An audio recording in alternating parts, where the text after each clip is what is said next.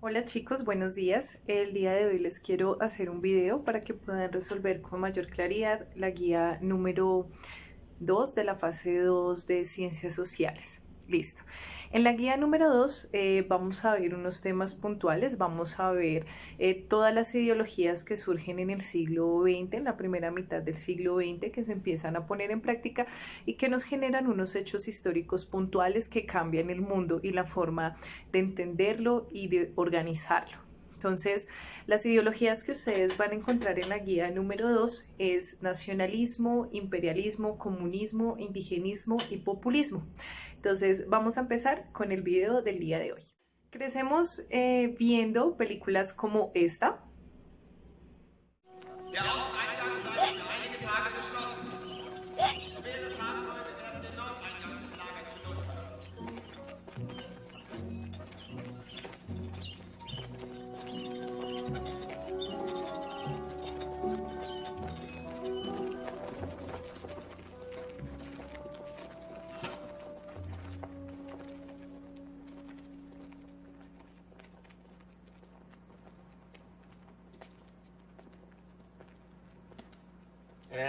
C'è nessuno? Disturbo? Bitte? Bitte? Giosuè, vieni!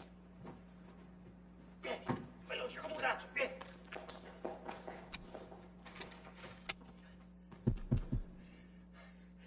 Buongiorno, principessa! Stanotte t'ho sognata tutta la notte! S'andava al cinema e c'avevi quella taglia rigorosa che mi piace tanto! Non penso che a te, principessa! Penso sempre a te! E ora... Mamma, vedi il babbo mi porta in carriola, non so guidare. Stavo ridendo a ridere, siamo in testa. Quanti punti abbiamo oggi, babbo? Pio, corri, corri, qui dietro, c'è quelli cattivi che urlano, andiamo! Dove? Di qua, vieni! Oh, vieni, Giosuè! Películas como esta también. Hola.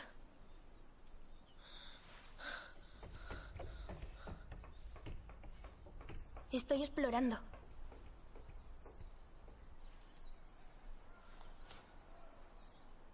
¿Y tú qué haces? Pues construir un barracón.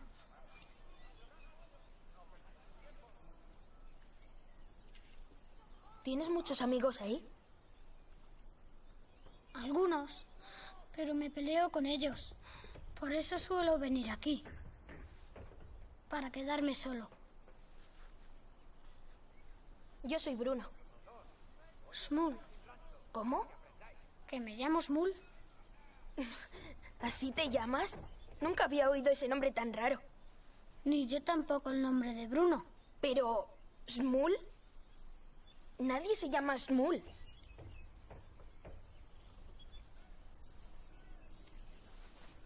Yo vivo en la casa, por ahí detrás. ¿No tendrás algo de comida? No. ¿Tienes hambre? Como La vida es bella es una de las películas más lindas que el cine nos ha dado, no solamente por su historia, sino por su música, sus grandes actuaciones, la historia tan bonita que hay detrás de un hecho tan bochornoso como lo es la Segunda Guerra Mundial. Vemos películas como El niño de la pijama de rayas, que también deja una reflexión bastante profunda acerca de cómo los niños no diferencian ideologías, sino que simple y sencillamente tienen la esencia de la humanidad, que es entender al otro y establecer relaciones con el otro sin discriminar a las personas por su ideología, por su creencia. Vemos diariamente en los periódicos, en las noticias, en los muñecos animados, vemos personajes como él, o como él, o como él. Y la idea del video del día de hoy es remitirnos a qué es o qué pasó en el siglo XX que generó hechos como la Primera, la Segunda Guerra Mundial, que lanzó a la escena mundial personajes polémicos como lo fue Adolfo Hitler, personajes tan importantes que cambiaron la forma de estructurar la sociedad y que hoy en día se sigue viendo las ideas de él como lo fue Lenin, ver todo lo que sucedió con Rusia durante la Segunda Guerra Mundial y cómo el Ejército Rojo a mandos de Joseph Stalin logran ganar esa Segunda Guerra y logran derrotar al ejército nazi de Adolfo Hitler. Entonces vamos a empezar hablando de las ideologías, ¿listo? Vamos a empezar a ver las ideologías del siglo XX, principios del siglo XX. Para poder entender las ideologías de principios del siglo XX es importante que nosotros tengamos muy claro el siguiente concepto: capitalismo. El capitalismo es un sistema económico que se crea en el siglo XVIII. Se crea en el siglo XVIII o se configura en su totalidad en el siglo XVIII a partir de la Revolución Industrial. La Revolución Industrial crea el capitalismo porque cambia las formas de organización de la sociedad en la que nos encontrábamos. Recuerden que antes del capitalismo estaba el feudalismo, en donde existía una pirámide social basada en el señor feudal, en los reyes, en los siervos. La estructura social era totalmente diferente a como la conocemos hoy en día. Con la Revolución Industrial cambió esa configuración social y nos vamos a dar cuenta que la pirámide social cambia, en donde en la punta están los burgueses, que recuerden que los burgueses eran, o la burguesía era una clase social que se encontraba en las ciudades de la Edad Media y la que se encargaba de hacer todo el proceso de comercio. Ellos también eran personas letradas, fueron las personas que se encargaron de hacer el enciclopedismo, todo el proceso de la ilustración, todo el proceso del siglo de las luces que lo vieron ustedes en octavo. Y la burguesía, con toda esa ideología de la ilustración y el cambio de la sociedad, son los que hacen las revoluciones sociales burguesas, la Revolución Francesa, la independencia de los Estados Unidos, y son ellos quienes hacen la Revolución Industrial. Como ellos son los que cambian la forma de entender el mundo, ellos son los que convulsionan la forma en que se maneja la sociedad, ellos son los que van a quedar aquí en la pirámide social, la burguesía. ¿Qué pasa con todo ese campesinado que venía de la Edad Media? ¿Qué pasa con todos esos campesinos que estaban en los feudos labrando la tierra y que por cada feudo tenían algo con qué comer? Esos campesinos se van a empezar a desplazar a las ciudades. Y en ese desplazamiento a las ciudades ya dejan de ser campesinos y se convierten en lo que conocemos hoy como obreros. ¿Por qué obreros? Porque estas personas van a ser las que van a trabajar un número indeterminado o tal vez determinado de horas para ganar un salario. Entonces tenemos que los obreros van a trabajar a cambio de un salario. ¿Qué es el salario que le va a permitir? Pues satisfacer unas necesidades básicas. En la Edad Media lo que hacía el siervo era trabajar, labraba la tierra a cambio de comida. Ahí está claro. Aquí no, aquí ya las personas, los obreros van a trabajar por un salario y ese salario lo van a traducir en satisfacer sus necesidades. ¿Cuáles pueden ser las necesidades? Vestuario, comida, educación, vivienda, salud, etcétera, etcétera.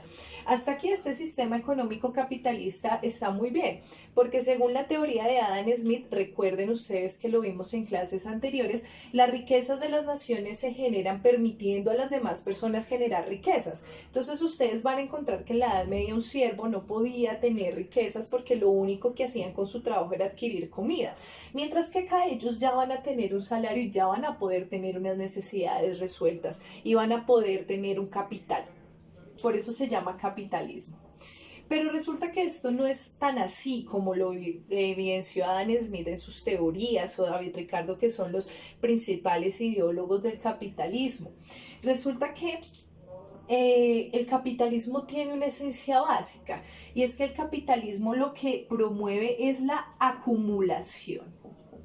La acumulación de todo, la acumulación de dinero, la acumulación de tiempo de otras personas, la acumulación de comida, la acumulación de ropa, porque entre más tenga, usted más alto está en la pirámide social. Entonces lo que promueve el capitalismo es la acumulación, pero por tesis propia del capitalismo, para que unos puedan acumular, a otros les deben faltar. ¿Listo? Entonces esto nunca se les puede olvidar. La acumulación de unas personas siempre genera la pobreza o la falta de algo de otras personas. Y los que están en la punta son los que obtienen todo lo que quieren, pero desposeyendo a los menos desfavorecidos, quitándole a los que menos oportunidades tienen. ¿Quiénes son los que empiezan a acumular? Pues estos burgueses. Entonces los burgueses son los que empiezan a construir sus fábricas en el siglo XVIII, empiezan a construir unas empresas, lo que conocemos hoy en día empresas, contratan a unos obreros y lo que hacían con los obreros era ponerlos a trabajar mayor tiempo para poder tener una mayor producción, para sí mismo ellos poder tener una mayor ganancia. Pero la ganancia del señor burgués se debe al tiempo del obrero, a la producción del obrero que el obrero hacía, pero también al salario. ¿Por qué al salario, chicos? Porque entre menos gane un obrero, más riqueza va a tener un burgués.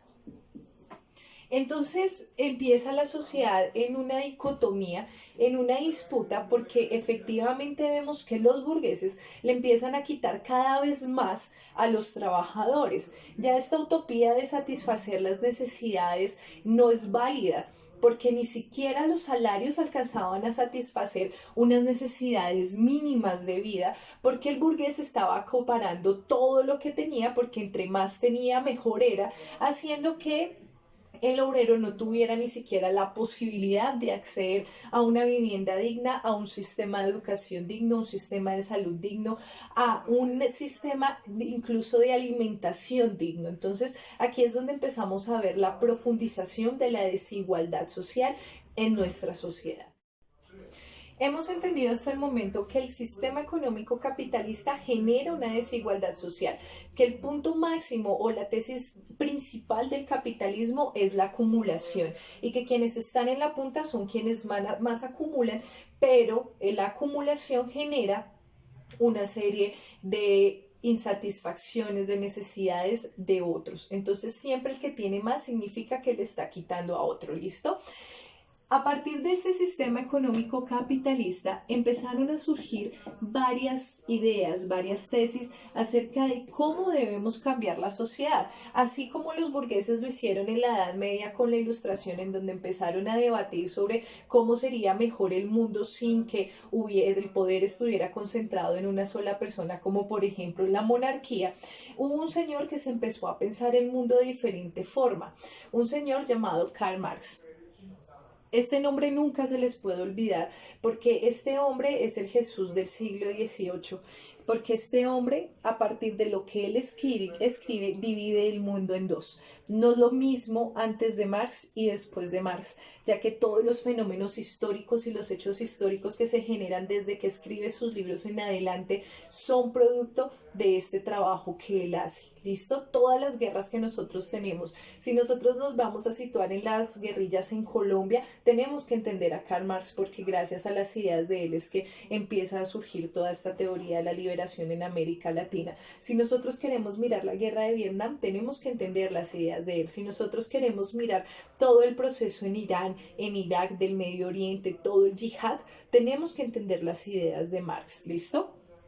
Entonces, resulta que Marx se da cuenta de que la sociedad que se está fomentando en el siglo XVIII no es una sociedad buena. Entonces Marx dice lo siguiente: el capitalismo lo que hace es nutrir del trabajo de la mayoría, porque recuerden que somos más los pobres, del trabajo de los obreros, enriquecemos a unos pocos, a tres, pongamos aquí el ejemplo.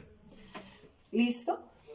Marx dice, ¿por qué no más bien tomamos el trabajo de todos y distribuimos las ganancias de igual forma para que todos tengamos las mismas opciones de vida?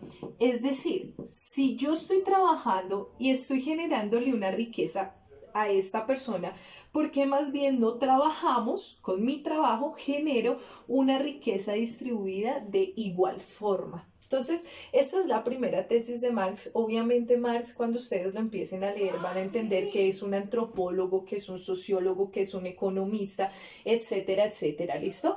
Entonces, Marx dice la distribución igual de las riquezas. ¿Sí? Porque Marx dice, no me parece justo que si él es Pepito, por haber crecido Pepito en la pobreza, no tenga derecho a la misma educación que reciben los hijos del señor burgués. Si es que la educación debe ser para todos y para todas de la misma forma. No me parece que porque él haya nacido, voy a poner un ejemplo, en el Congo, tenga más posibilidades o muera, por decirlo así, mueran sus hijos de diarrea y los de él no, porque él sí tiene dinero. O que porque él nació en la India no tenga acceso a agua potable y él sí, porque él sí tiene dinero. Entonces vemos como unos derechos, como por ejemplo el derecho al agua, el derecho a la salud, el derecho a la educación, se convierten en este sistema económico capitalista en un privilegio de los que tienen dinero.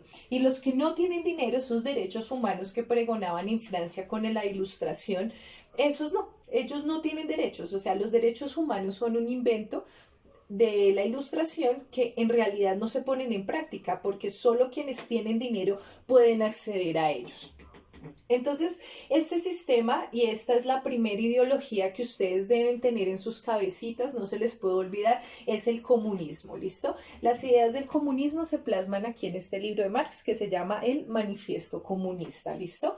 Entonces, estas ideas van a empezar a coger mucha fuerza porque los proletarios, los obreros, los trabajadores del siglo XVIII empiezan a decir, venga, sí, es cierto, o sea, porque yo no tengo derecho a ciertas cosas, porque mis hijos no tienen derecho a vivir o mis hijos no tienen derecho a educarse.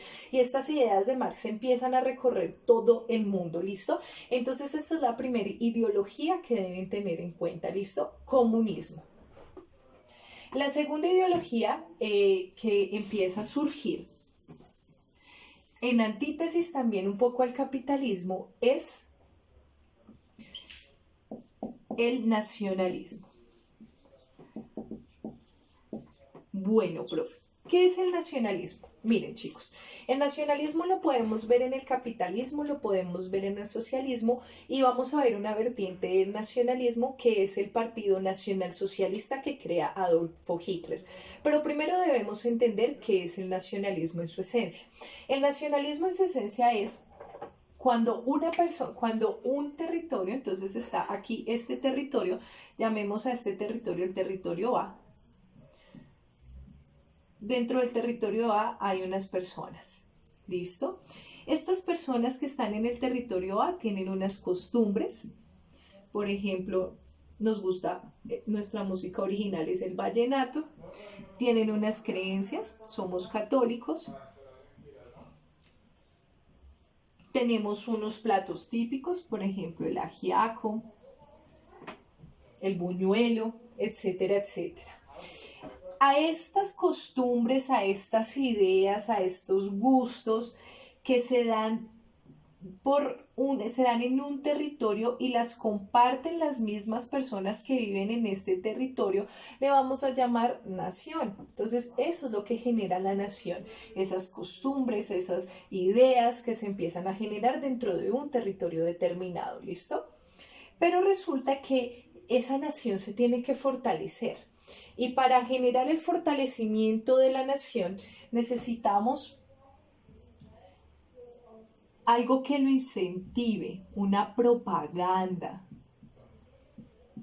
Necesitamos publicidad, necesitamos que las personas que viven en el territorio A se sientan fuertes, se sientan felices, se sientan identificados con su nación, porque al momento de llegar a defenderla en una guerra, al momento de llegar a poner la batalla o al momento de poner hijos para la guerra, para defender su país, pues lo hagan con orgullo.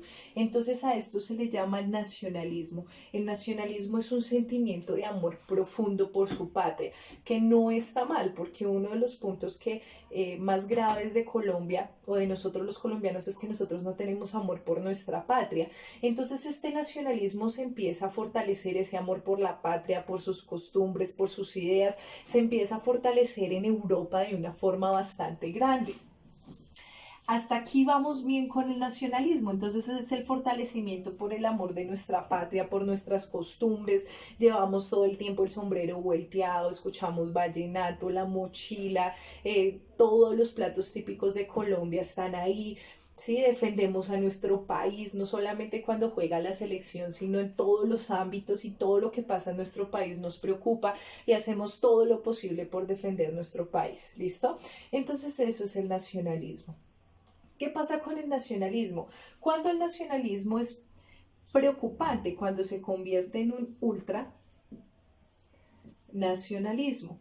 Y es cuando ya llevamos ese sentimiento de amor por nuestra patria a tal extremo que ya rechazamos lo diferente, ya no permitimos que el otro o los otros vengan a nuestro territorio, sentimos que ellos son menos porque nosotros somos más, y nosotros somos del territorio Bao, somos de Colombia y somos mejores que los peruanos, que los venezolanos, y volvemos insignificante a los de las otras naciones.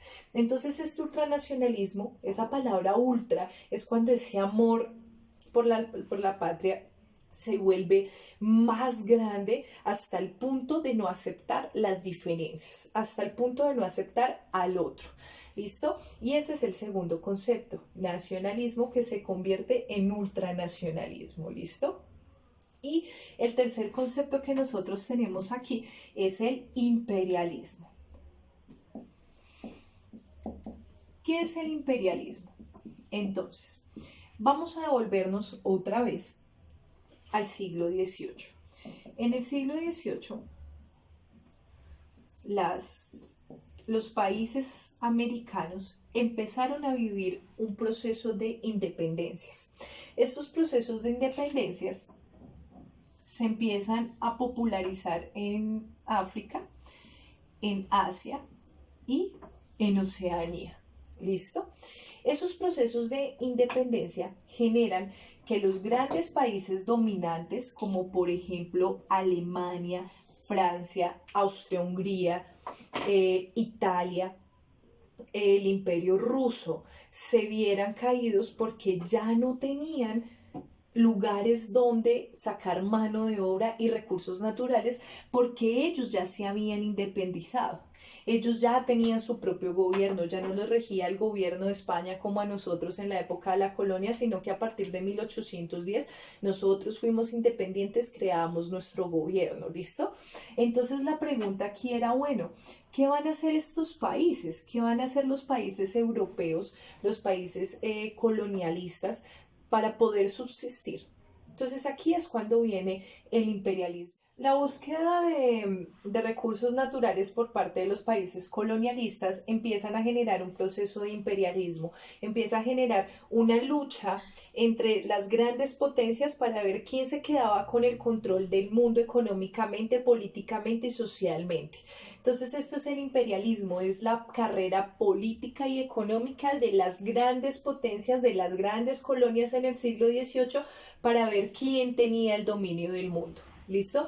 Pero este imperialismo va a ser un poco más diferente al imperialismo de Roma, al imperialismo de Grecia, al imperialismo de las civilizaciones antiguas como los persas. ¿Por qué va a ser diferente? Porque en esta carrera política, en esta carrera por ver quién es el que domina el mundo, detrás van a ir unas ideologías, y es que cada país se pone la camiseta con una ideología. Pongo un ejemplo, y es que la Unión Soviética, que antes era el Imperio Ruso, durante la Primera Guerra Mundial tuvo su Revolución Rusa, que la vamos a ver más adelante, y con la Revolución Rusa implementaron con Vladimir Lenin, que es el creador de este libro, con Vladimir Lenin implementaron el socialismo, el comunismo en la Unión Soviética, es decir, las ideas de Marx, Vladimir Lenin las va a plasmar en la Unión Soviética, ¿listo? Y ya la Unión Soviética no va a competir por el control del mundo solamente política y económicamente, sino para que las ideas de la Unión Soviética, las ideas del comunismo se empiecen a implementar en todo el hemisferio, se empiecen a implementar en todo el mundo. Además de esto, no solamente el imperialismo va con el comunismo, con esa carrera del comunismo, sino que también empiezan a surgir líderes como él, Adolfo Hitler, en la Alemania del siglo XX, de principios del siglo XX. Adolfo Hitler toma ese nacionalismo, lo convierte en ultranacionalismo y le agrega una palabrita muy importante que es el ultranacionalsocialismo. Entonces lo que hace Hitler es combinar un poco las ideas de Marx, un poco de capitalismo, un poco de nacionalismo y vamos a salvar nuestra nación. Entonces el nacionalismo también se ve implícito en la Segunda Guerra Mundial, el ultranacionalismo se ve implícito en el imperialismo del siglo XX, ¿listo? ¿Cómo se evidencia, profe, el nacionalismo? Si Hitler fue ultranacionalista, ¿cómo se evidencia el nacionalismo? El nacionalismo, entonces, ¿quiénes lo ponen en práctica? Los países capitalistas. ¿Quiénes? Estados Unidos, Francia, Inglaterra, en donde empiezan a hacer una serie de campañas como por ejemplo las que ven aquí, para darle fuerza, para darle motivos a los hombres para que fueran a la guerra y pelearan por su ejército. A los estadounidenses les empiezan a dar incentivos, empiezan a hacer una campaña de publicidad muy, muy grande para implementar todo ese proceso de nacionalismo y que vayan a la guerra y defiendan su país, pero el nacionalismo era una excusa para volverse imperialistas, para ser el país que domina el mundo. Entonces vamos a notar, chicos, de que el principio del siglo XX, todas las guerras que hay en principio del siglo XX, Primera y Segunda Guerra Mundial y la Guerra Fría, son guerras que se hacen para fortalecer el imperialismo de las naciones. Es una carrera, es una pelea. Primera Guerra Mundial, vamos a ver que es una pelea entre Inglaterra, Francia, Alemania, Austria-Hungría, el Imperio Ruso por ver quién se quedaba con las colonias que hacían falta. La Segunda Guerra ya coge Hitler el nacionalismo y lo convierte en ultranacionalismo para fortalecer su nación que había perdido la Primera Guerra Mundial. La implementa en Alemania. Benito Mussolini la empieza a implementar en Italia y surge ese sentimiento de amor por su patria en donde los alemanes y los italianos, a pesar de que habían perdido la Primera Guerra, iban con toda a ganar la Segunda Guerra porque ellos eran los mejores y se generan hechos tan bárbaros y tan atroces como el Holocausto nazi, porque recuerden que el ultranacionalismo desconoce al otro. ¿Y quién era el otro que vivía en Europa? Pues los judíos. Entonces los empiezan a desconocer hasta el punto de generar este exterminio y este genocidio de la Segunda Guerra Mundial. El comunismo también empieza por esa carrera en la Segunda Guerra Mundial con Joseph Stalin, entran, generan todo ese proceso de carrera por quién es el que tiene el control del mundo y Estados Unidos sabe que tiene que entrar a las dos guerras. Ustedes se van a dar cuenta que en la Primera Guerra Mundial el proceso de protagonismo de Estados Unidos es muy mínimo, él entra a la Primera Guerra ahí como de paso, pero en la Segunda Guerra es más fuerte y la Segunda Guerra lo que hace es consolidarlo como el imperio del mundo, ¿listo? Y en la Tercera Guerra Mundial, que es la Guerra Fría, se ve ese enfrentamiento ideológico entre el capitalismo y entre el comunismo, que son dos antítesis totalmente diferentes y se distancian mucho el uno a la otra. No es lo mismo pensar un mundo socialista a un mundo capitalista, y a partir de estos hechos es que se empiezan a generar otra serie de guerras, otra serie de eventos en el mundo que vivimos el día de hoy. Entonces espero que les haya quedado muy claro, primero, qué es el comunismo, segundo, que es el imperialismo, tercero, que es el nacionalismo y cómo se convierte en un ultranacionalismo, y cuarto, cómo esas ideologías se empiezan a ver implícitas en unos hechos políticos, económicos y sociales bastante puntuales a principios del siglo XX, ¿listo? La guía, ustedes van a encontrar en la guía tres partes. En la primera van a mirar unas imágenes. La primera imagen es esta, es la hoz y un martillo, esa es la imagen del comunismo, es la imagen del proletariado, representa pues Esa es la bandera de los proletarios, representa la hoz y el martillo, que eran las herramientas con las que trabajaban los obreros.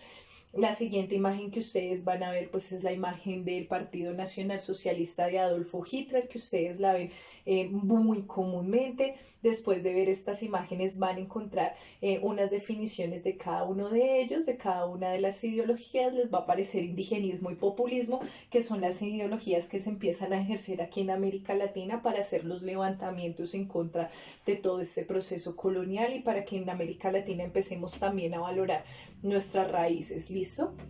Y como tercero van a encontrar la lectura de uno de los historiadores más importantes del siglo XX, que se llama Eric Hobsbawm.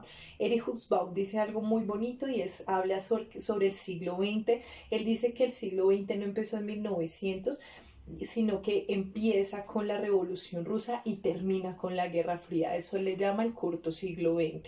Entonces espero que hayan entendido muy bien este video. Lo hice con ese propósito, porque este es un tema bastante denso. Si logramos entender este tema, logramos entender el mundo en que vivimos. Un abrazo.